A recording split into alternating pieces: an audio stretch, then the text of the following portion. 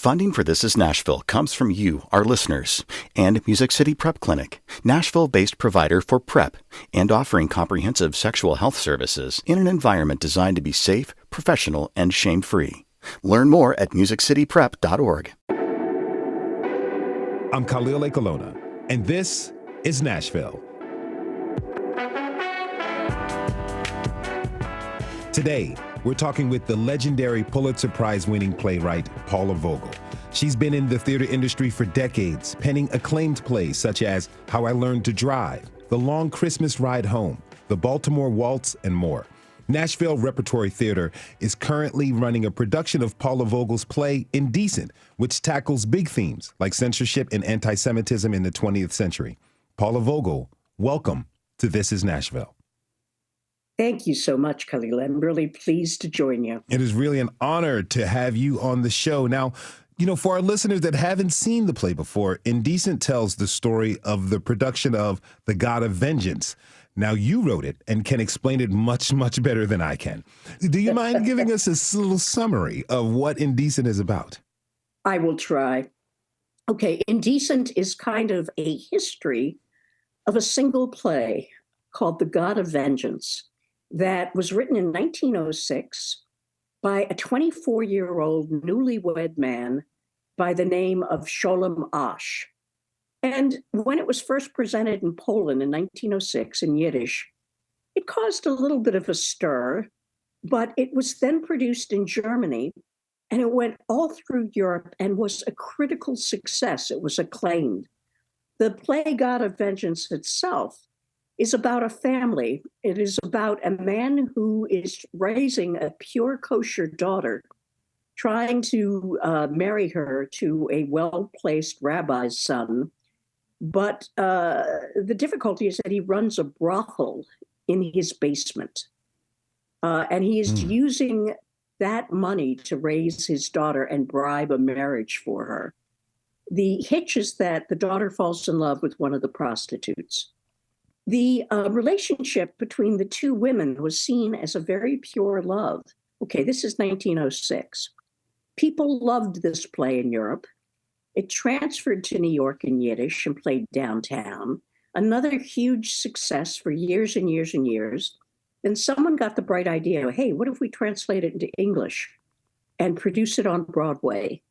And the show was then shut down by the vice cops, and the entire cast was arrested for indecency and obscenity. So it became quite a scandal in the New York community, and the play basically disappeared for decades. And I was always very inspired by the play, which I read as a young woman. So I wanted to look at what is it that happens to us that inspires hate speech. How do we turn against immigrants? 1923, when this arrest happened, when the scandal happened, was the rise of Know Nothing. It was the rise of anti-Semitism, hate speech by a radio personality by the name of Father Coughlin. Because the play talks about, how we bribe our way, and that religion is no exception. How do we bribe our way into society and into being seen as normal? And then the question I think that Indecent raises is, when do we as a community censor ourselves? Because it is a fearful time. And one of the things I'm not happy about, but I knew it when I was writing it, is that we are again in a fearful time in terms of anti-immigration, anti-LGBTQ sentiment, and this rise of a kind of nativist Americanism that we have gone through, and it's very dangerous. Okay, so describe the process, your writing process, what it was like for you trying to share this really century-old story with a modern audience, even though there are themes that happened 100 years ago that are appearing again in our society, particularly in our political structure. From your point of view, Yes, absolutely. Well, um, my first step was to read and read and read. And I read a lot of Holocaust history. I read a lot about what was it like to be lesbian, queer, and gay in the 1920s when it was still a criminal state. I read about the reception and the history of pre-World War II in Germany, in Poland, et cetera, and so forth. And Indecent doesn't stop with God of Vengeance being struck from the stage. It goes on and it looks at the aftermath. How did I write it? I wrote it because I saw an image in my head. And after I've told you this much, it sounds like a very serious play, Hmm. but it's not. It's actually a love letter to the theater. I was struck by the commitment of actors and how much they loved this play and how much they wanted to perform in it. And so, what I saw in my head when a young director called me up asking that if I would collaborate with her to write and produce the story about the God of Vengeance, on the phone as I was talking, I saw a dusty theatrical troupe rising from the dust in an attic in Poland, and they stretch themselves and they dust themselves off and they come forward to tell this story to us, an American theater audience in the 21st century. And one of the things that's very important is when you're trying to be accurate and tell a historic story, you also need to celebrate that story. I think the best commemoration is done with music and laughter and lightness. And this is a very heavy part of our history. There's dance, there's songs, there's storytelling, there's love affairs, there's a lot of light and color. One of the things that I feel that I need to impart, and the question that I have for myself, is how do we remain resilient when we are under attack as a community, whether it be Jewish, whether it be gay, whether it be immigrant? How do we remain resilient? And joy is a necessary component of that. Mm. Now, some of the themes in the play are still considered taboo today. I can't imagine trying to produce a play 100 years ago about sex workers. Did you face any resistance about the more taboo subject matter in your show while you're trying to get it staged? I didn't while I was trying to get it staged. It took a while to put it together because, as a woman writer, I don't often get a chance of being produced with a larger canvas. And this cast involves 10 musicians and actors.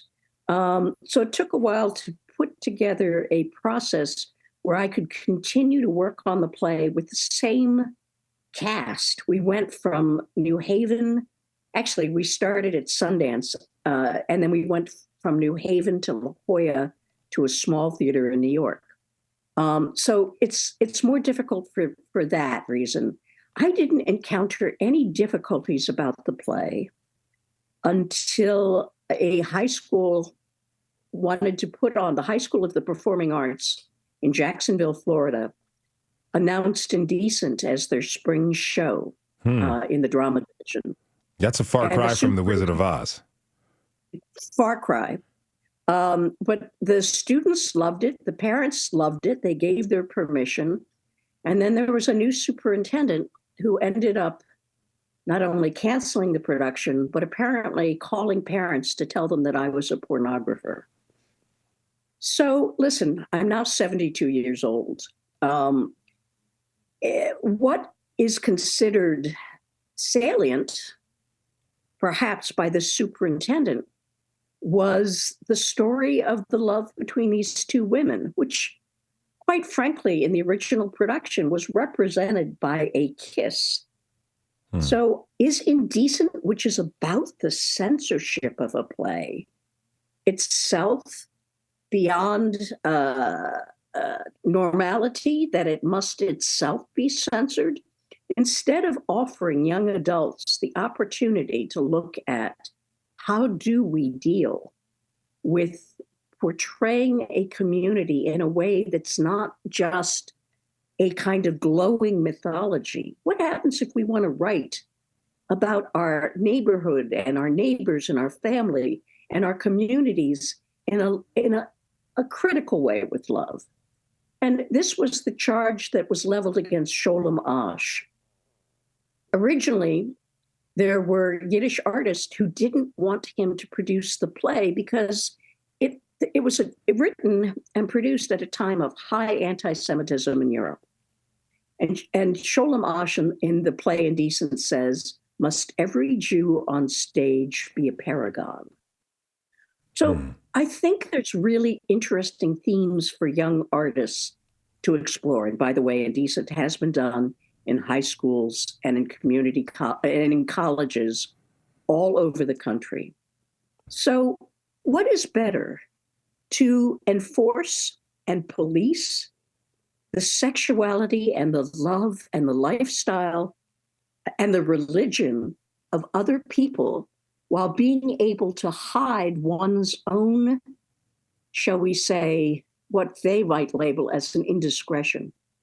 Or is it better to have it on stage and addressed as a community?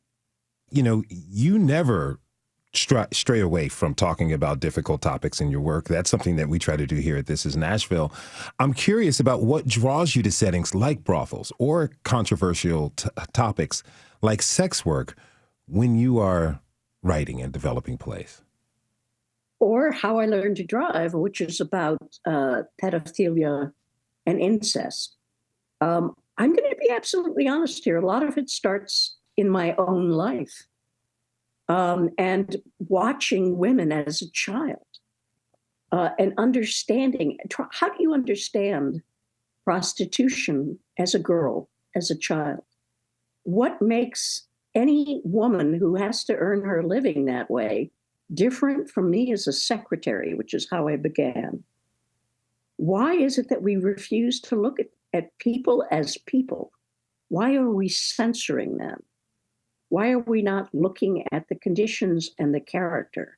So, you know, this is sort of how I grew up. I grew up experiencing prejudice, domestic violence, and abuse, and learning how to survive it. And thank God for people in my life who encouraged me through it. I'm a very lucky woman. But not all women are so fortunate. And I think very often, you know, how do we respond as human beings?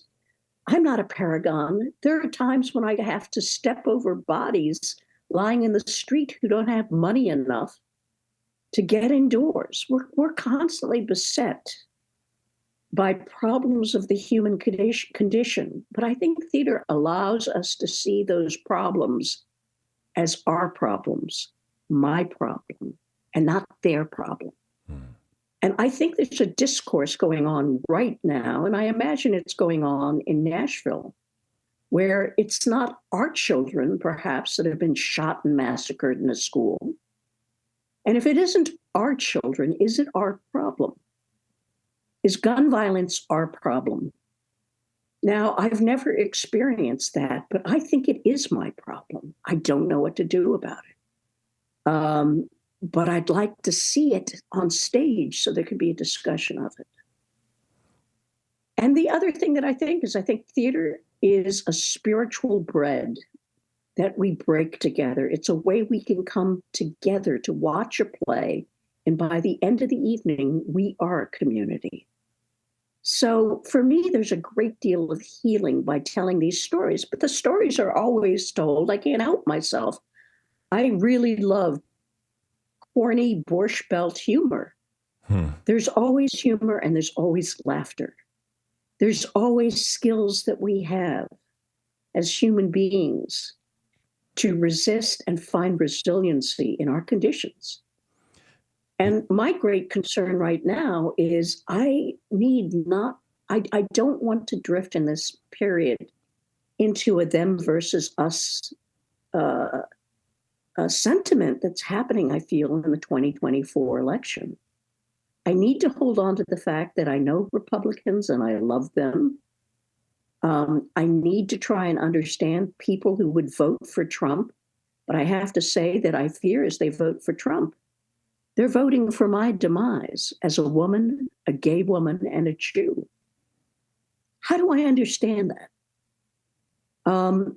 I believe that we need to have the conversations and the discourses in public.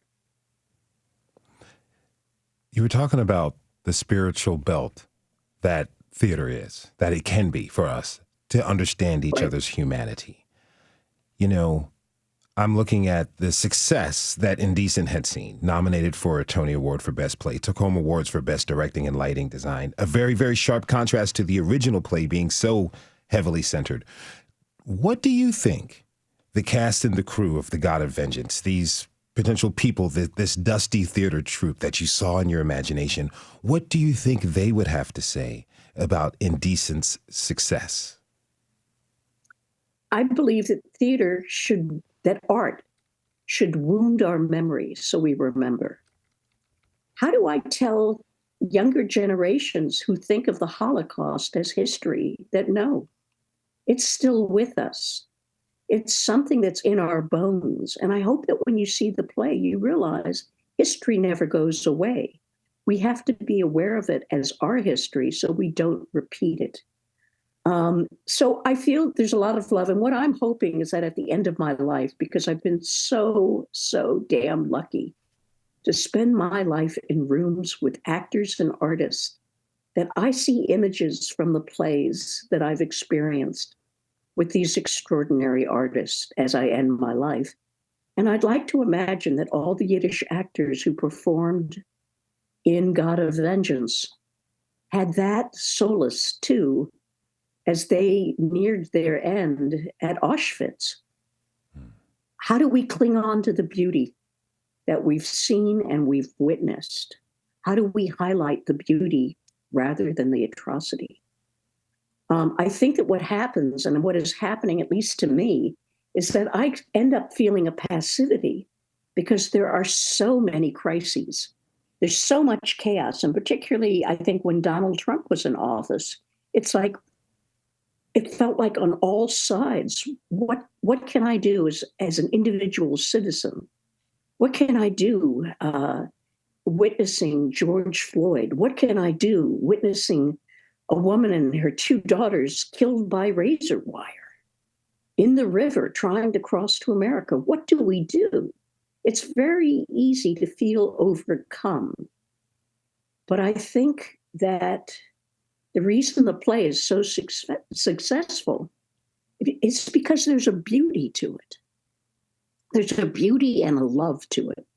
And I've been very fortunate. And I just talked to the director yesterday for the first time. I can feel their love and dedication for this story. It's not my story, it's everyone's story. I just wanted to find a container that we could all relate to. What do you think the impact of a play like Indecent could be in 2024? I hope that people come out of the Nashville Rep feeling a little bit more united, feeling a little bit more of their common humanity, feeling a little bit more. One of the things that's happened, if I may say, that I've been very worried with, and this happened during Senator Jesse Helm and the Republicans back in the 1980s, is that theater support started being cut by politicians. Mm-hmm. And I think of theater as not a luxury, but as something that should be in every school, something that every citizen should have access to, something that senior citizens can see, something that is absolutely accessible. It's not a luxury. So what I really hope is that people come out and go, oh my gosh, let's go see another play. Paula Vogel is a Pulitzer Prize-winning playwright. Her play Indecent is running currently at the Nashville Repertory Theatre. Paula, Thank you so much for being with us. It's an honor to talk with you. I really appreciate this. Thank you so much, Khalil. It's an honor for me.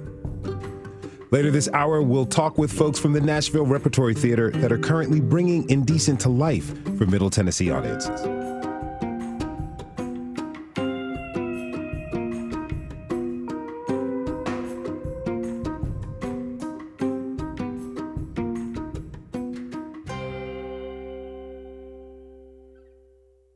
Funding for This Is Nashville comes from you, our listeners, and Music City Prep Clinic, Nashville-based provider for PrEP and offering comprehensive sexual health services in an environment designed to be safe, professional, and shame-free. Learn more at musiccityprep.org. I'm Khalil A. Colonna, and this is Nashville. On February 2nd, the Nashville Rep premiered the play Indecent at TPAC. The play runs through Sunday, so if you want to check it out, head to head to nashvillerep.org/indecent for more information. We sent producer and theater kid Elizabeth Burton down to TPAC to get a sense of the production. Let's listen to her visit. Yiddish is our mother tongue. It is the language of our myths and songs. Our streets, our gutters, our desires. When I found out that Nashville Repertory Theatre was doing Indecent this season, I was so excited that I almost rear-ended a 1-800-Flowers truck. Indecent, which is a play about the staging of the controversial 1920s play, The God of Vengeance, has been one of my favorites since I discovered it in college. I did wonder, though, how are they going to pull off Indecent in Nashville? Every 2 or 3 years that gets read in your living room. I am not ashamed that I want our stories in every language. We are a blue dot in a red state, but a play that not only features but celebrates sex workers, lesbians, Judaism, and the complexity of religion, it might normally find its target audience somewhere like Greenwich Village, not Music City. I've been waiting for almost a year to see what the Rep was going to do with Indecent and how local theater goers would react.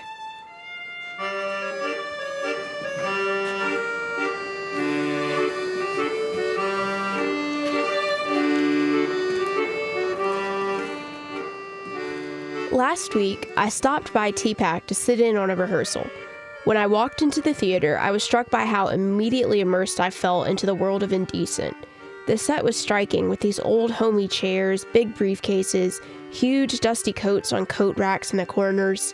The stage was lined with paper, and when I looked closely, I could see that there were photographs and news clippings. So if you took a little tour around the set, there's pictures of the original cast, there's pictures of the cast when they went to court, there's pictures of the original playwright, Sholem Asch, around the set, there's pictures of people that were killed during the Holocaust. There's a lot of history around the set. So I hope people take a little tour. It's kind of our nod to how certain things are discarded because the people think they're not worthy.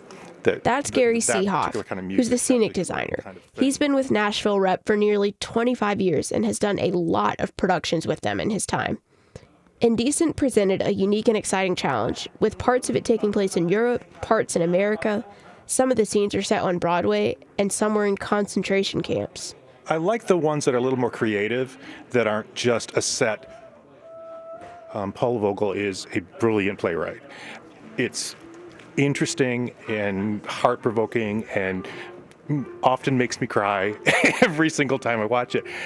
So it's just a fabulous show. And the way it's written and the music and the dance is just really unusual for a theater production. And it just works so seamlessly in this show. So, my job was just to kind of keep out of the way of all that going on and try to create a world for it to live in. Since Indecent deals with antisemitism and the Holocaust, it was important to ensure that even the fictional aspects were culturally and historically accurate. Enter Howard Snyder, the show's dramaturg.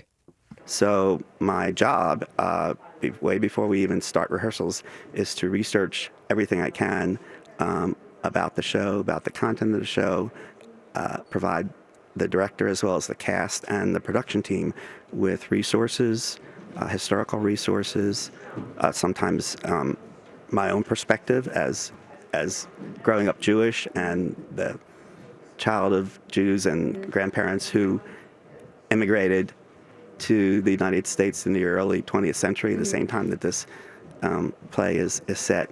So, For Snyder and many of the other Jewish cast and crew members, this production of Indecent has offered an opportunity to explore difficult questions and emotions against the backdrop of the war in Gaza. Some of these are the same questions that Sholem Asch asked 100 years ago. Past fall, I sat down at my desk in Warsaw and I asked myself, how do we as artists question our sins in front of a greater audience?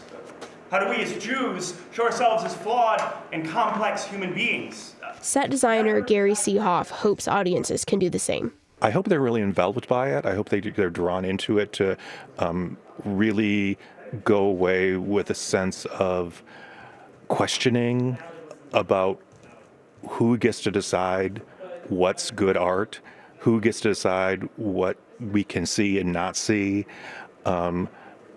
who gets to decide who can't be part of our society. It's just that those really pressing questions that, I think we need to ask today. For This is Nashville, I'm Elizabeth Burton. We have to take a short break. When we come back, we'll talk with a director and an actor in the Nashville Rep's version of Indecent. We'll also learn what reactions to the play have been like and how they navigate complex topics amidst tense political times. You can join the conversation by tweeting us at This is Nashville. We'll be right back.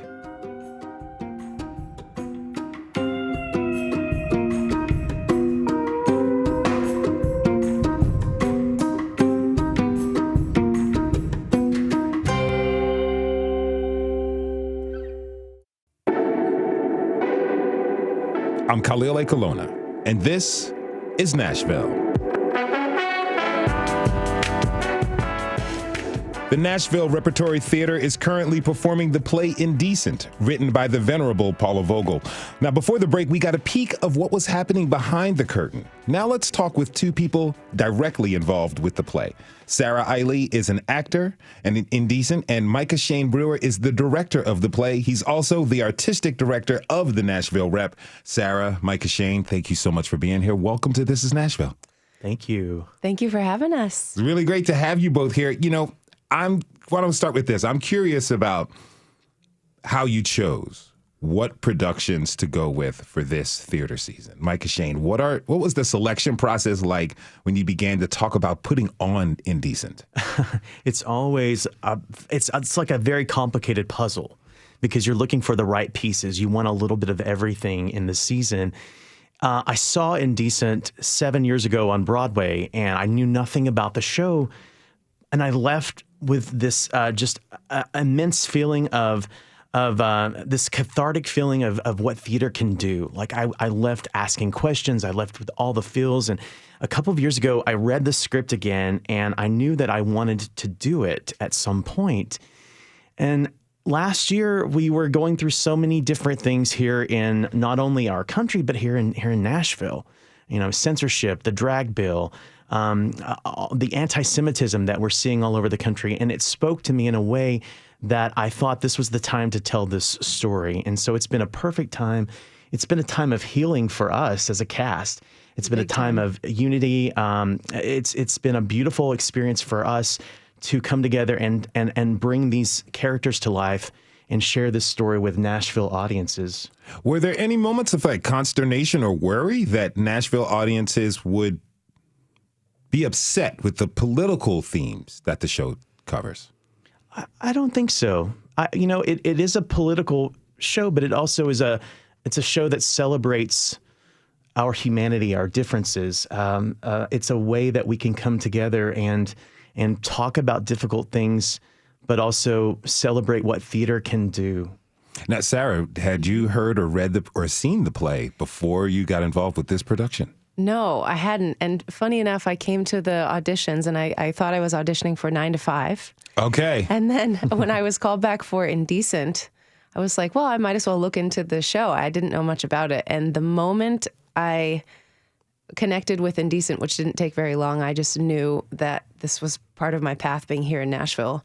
It was to be a part of this production and this show and this conversation that is so beautifully done through the art of this play. I mean, 9 to 5 to Indecent, those are, that's a 180-degree turn on themes. Yes, and I'm just so grateful to have landed with Micah Shane and the entire cast and this particular show. Have you had any previous experiences like working on potentially controversial plays and pieces?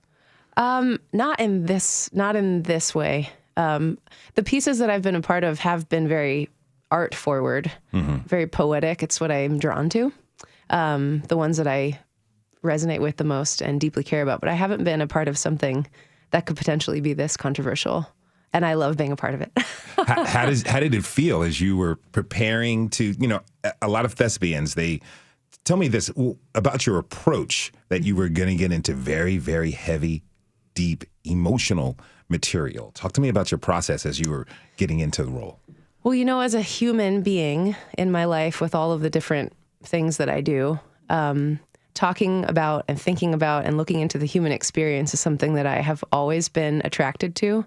And, I like to talk about the stuff that really moves us and grows us. It's just kind of my come from. So I was immediately attracted to the conversations that this play would bring up. Even if people wouldn't talk about them, they'd be feeling these things. Even if they don't know how to name what those feelings are. It's this, our souls are touched by this play in some ways that people don't know how to put words to. And for me, that gives me joy to be able to be a part of that flow.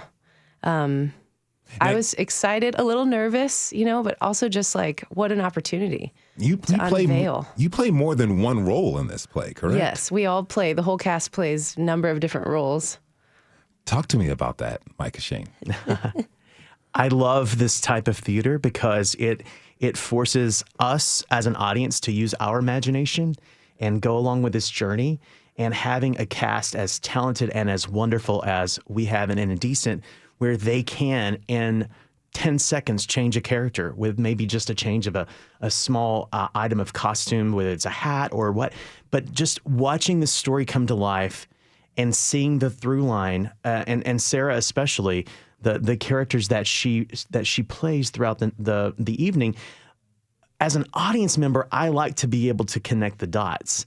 And when everything isn't already spelled out for me, I have to do a little work myself. And those plays are always, for me, the most rewarding, that the audience has a part to play in the actual production. It's not just let us show you and tell you everything. You have to do a little work yourself. And for me, last weekend, watching and observing the audiences and how invested they were in the storytelling and how they went along on that journey. It's not just the play, because the play is beautiful. It's the actors and the work that they have put in understanding these people and knowing what they want and going on that journey and really helping to us as an audience to feel that.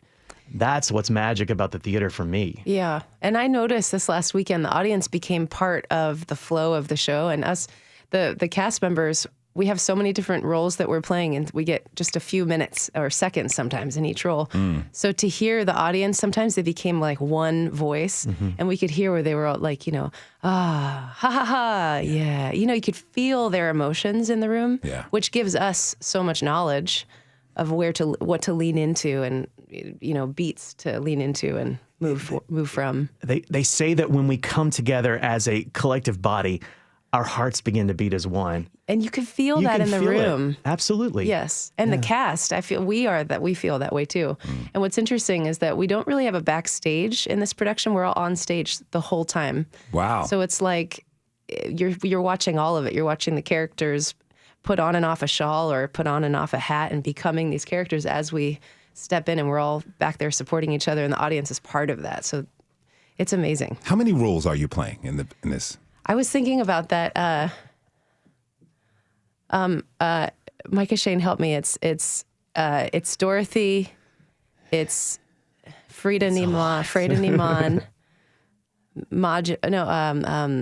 You play my at least brain. 8 roles. I Yes, think maybe more though. I think so. Because there are some numbers where the characters also portray like a group of immigrants or the cabaret singers, performers. Yeah, Bagelman sisters. Yeah, I think there's about 8 or 9 characters.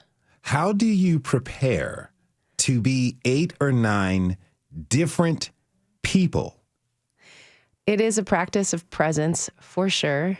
The costume pieces that have been so beautifully put together by the costume crew really help that. It's like that sensory. I know that when I'm putting on the string of pearls, I become Freda Niman, and I have like maybe 5 seconds to do that quick change. But as I'm putting on the shawl, taking out the cigarette and putting on the pearls, I just step right into it. And our rehearsal process was incredible for that. We really just dove in, and everyone dove in. Everyone's commitment to it dove in. And we all help each other with costume changes. So we're all sort of knowing each other's tracks, too, at the same time. Okay. Now, Micah Shane, you're the director. When you went through this rehearsal process, knowing that people are going to be playing multiple characters, different personalities, what did you want to get across to the actors in the play so that could bring it to life as well as what you all have just described to me? The most important thing for me as a director is to establish an ensemble and trust. And from day one, from the very, very beginning, it clicked into place just like that. We had a great group of actors. We like to play. We like to explore. As a director, you come in with ideas. But I've worked with some directors who come in and tell you exactly every little detail, and that's not a collaboration. So being able to work with actors who bring ideas and say, "Oh, can I try this?" and like, yeah, and then sometimes those ideas may work, sometimes they may not. But also just establishing the room to create, the room to explore, and for me. That's where the fun begins, and you also, as a director, start to have ideas of, oh, maybe we could try this. So there were some days where we would get in there and just play. We didn't have a very long rehearsal period, so we didn't have a lot of time to play. But what was great about this cast is that they came in understanding the material, knowing what we needed to do, and that helps so much when you're in the room creating. One thing I understand, and I'm not a thespian at all. Like my greatest and deepest acting experience was playing the Cowardly Lion back in 1988. But it's about choices, right? That you're doing on stage that you have to commit. That's like the fundamental pillar of any good thespian. Given this freedom of being able to make your own choices with what you want to bring to the character, Sarah, talk to me about what that meant, this freedom that Micah Shane gave you and the rest of the cast. I feel like I can absolutely speak for the cast in this way, where from day one, the very first time we all got together, Micah Shane, you opened up a conversation to say, how are you feeling about doing this show? Where are you at with this? And you could just feel the room break open because you were establishing trust from day one. And oftentimes the rehearsals would start with a tennis ball in the middle, and we'd do this game where we were all take off our shoes and we'd throw the tennis ball, and it was all about trusting each other and bringing ourselves together as one body. And that made it so much more comfortable and natural to make those choices, because I'm going to make a choice. I know that I can trust my cast member to catch me to, if I'm going to lean this way, they're going to lean that way. We created this body of work together as one body, and we really do trust each other. And that was started on day one. And everyone also is so passionate about this play. We all came in very passionate about this play, and everyone got the room to really talk about their specific passion and connection to the play before we even started rehearsing. What were those conversations like? Very moving. People shared their stories of their families, of their backgrounds. Some of our cast members are Jewish. Some of our cast members came from Polish descendants, Yiddish, even in their family background. Yep. So we shared those stories. We shared our hopes for the piece. We shared our fears. This play really it was a show I wanted to explore, but it also is a show that scared me as a director and as a theater maker. And it was fine to be able to just put that all out in the room and be able to talk as a group. Yes. And that's what gave me a lot of hope, a lot of energy, and excitement about this piece, that we were all on the same on the same boat, so to speak. Oh, absolutely. And when the curtain goes up we don't actually have a curtain when the lights go down, I should say. Okay. Having all of the cast members together on the same stage the whole time, it's like the ship leaves the dock and you're on the ship together. Yeah. And it's not over until you've reached your destination at the end of the show when the lights go back down. There's no hiding. There's and no everyone's breaks. in it. You can feel everyone in it. There's no gap anywhere. It's amazing. Now, the play includes a little bit of song and dance, not quite a musical. What was your approach in designing that? Well, I'm a musician, and I've done a lot of musical theater. What's great about Indecent is Paula worked with Lisa Gutkin, who was a co-composer. She is a member of the Klezmatics. And for a number of years, as they were developing the show, they wrote a score of klezmer music. So it was all there for us. You know, it was just about bringing that to life. And we found 3 wonderful actors who play, Laurie plays violin and mandolin, Eric plays the accordion, and the baritone ukulele, and Trevor plays clarinet and bass clarinet and tin whistles. So all of those instruments together at different times create this beautiful underscore of klezmer music that helps us to establish not only the feel of the story, but also the environment, the different places. It helps us transitions. And the choreography, as far as the dance, I did a lot of research on traditional Jewish dance, working with different steps to incorporate into it. It's not really a dance show, but there are moments that you are compelled to move. And so finding those moments that you incorporate a little bit of dance. There's like a Berlin scene in a Berlin cabaret in 1907. So that's a specific type of song and dance. And it's very organic movement and it matches the music. It's like what humans would do. It's very cultural. Right. It's very organic feeling. Sarah, you're also a singer-songwriter and a thespian. Are you the old school triple threat dancer too? I am. Hey, I am. She is. Proudly, I I will say yes. Yeah. I love it. So how did that experience help you in playing 8 roles? The movement, absolutely. I mean, I love movement so much. And so I got to, actually, I was thinking about that as I played the doctor the other day. I put her on a very physically linear track. She has edges and corners and she walks on a grid. And that helped me with the character development of her way of being. And say Freda Niemann, she is more like a lyrical mover. So she moves in sort of swirls and shapes. And I'm able to put the ways I think about art and the ways I see movement and song and words, they're able to come together in the show, and I'm just loving that process. If you're just tuning in, this is Nashville, and I'm your host, Khalil Ekalona. We're talking this hour with Michael Shane Brewer and Sarah Eiley from the Nashville Repertory Theatre about the play Indecent, which is running through February 11th. Now, Michael Shane, we've mentioned this that's the theme of the show, the play and the heaviness of this show. We couple it with the current state of geopolitics, this ongoing war in Gaza.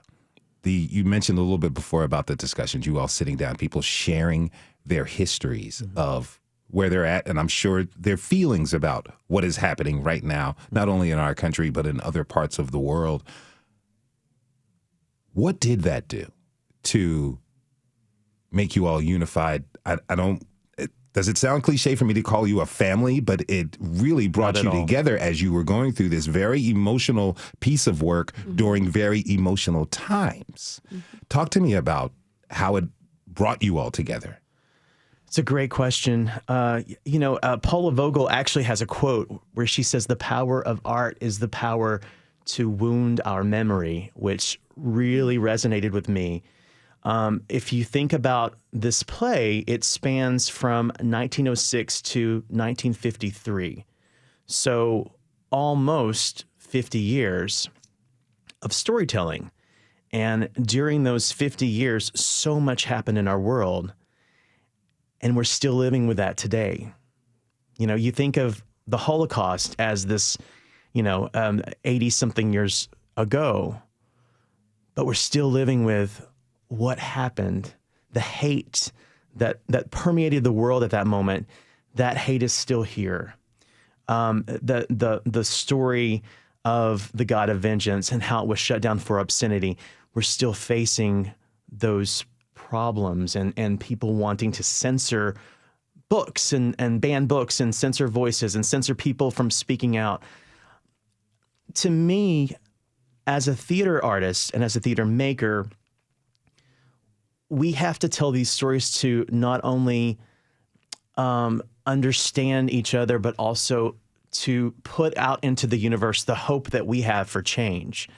That may sound a little corny, but to me, that's what I do. That's why I do theater. Mm-hmm. It's not just to put on a good show and have a good time. It's about the change that we can make, whether it is putting a smile on someone's face, lifting someone up, talking about difficult subjects. And we run the gamut in theater. We do all types of shows. And this show was important to me, not only to do a good play, but to be able to have some conversations. Mm-hmm. I think that's the hard thing about our world right now is we don't have conversations. It's, you're wrong, I'm right. Mm-hmm. And we shut down discussion and debate. Mm-hmm. Mm-hmm. And maybe, just maybe, we can have a conversation and talk about our differences. And that's what theater allows us to do, is to talk about what's happening in our world. How do we make positive change? We may not always agree, but theater can make that happen. Well, Sarah, what do you want folks who come to see the play? What do you want them to learn and walk away with? If someone can, as they're quietly sitting in their chair, watching the show, receiving the show with the lights and the music and the movement and the incredible dialogue that's there, if they can just feel that a sense of change or a tapping at the door for a moment, as far as like their certain perspective is concerned, even if someone's very happy with their perspective, life is never done. It's this constant moving, changing, ever growing, evolving thing as the world changes, as we change around each other. If there is a door or a window that can be opened to just become more open, even where we don't know where we're closed, that I think is something I would love for everyone to feel at some point. You talked about how we continue to change. I'm interested. You're playing. I know a lot of actors sometimes, and my sisters have played a very, very intense role, and it takes them a while to separate themselves from that role after their film, television production, or play is over. How has this, playing all these 8 roles, these powerful characters, or in this powerful time that in some ways seems to be repeating itself, how has that impacted you? It has allowed me to surrender into this depth within myself that I've surrendered into little bits at little times. But it's allowing me the permission to just really be there, which is truly enriching all of the parts of my life during this. And I really wish we could continue the show. That's what I really want, is for it to continue on. I don't want to stop doing it. Mm-hmm. It's just giving so much depth everywhere. Even though it has a lot of heavy topics in it, there's a lot of hope. Oh, yeah, and joy. There's a lot of hope. There's a lot of joy. It's also a love story, too, right? Oh, beautiful love story. Yeah. Mm. And so many people are just thanking us. I've heard other people talking to other cast members, and personally, thank you for doing this. Thank you. I'm bringing more people this next weekend. People are coming twice to the show. People are feeling things. Micah Shane, are you and the Nashville Rep going to take on more controversial topics? I don't think of it as making decisions based on controversial topics. I think of it as, what stories do we need to tell? It's not just for pushing the envelope. It's not just for we want to talk about this because it's important. It's about what stories need to be told, and whether they're controversial or not. It's really a balancing act, right? It's when we pick a season, we want there to be something for everyone. Not everyone will see Indecent. It's not everyone's cup of tea, but those who choose to see it, will get something out of it. And so it's a matter of selecting a balanced programming throughout the year. So to answer your question, perhaps, it all depends on what the universe is putting out there for us to talk about. And we got about a minute left, and I know you both want the play to continue going on, but it's a considerable amount of energy. Yeah. Not only just the actual physical energy that you're spending, but emotional energy, spiritual energy. It feels like you all are putting into this. You're going to give yourselves a little bit of a break to reset, recalibrate before you get on to the next project? We were just talking about that. I have to say, I think we're both very project people. We're project people. Yep. We both have a lot of projects coming up, too.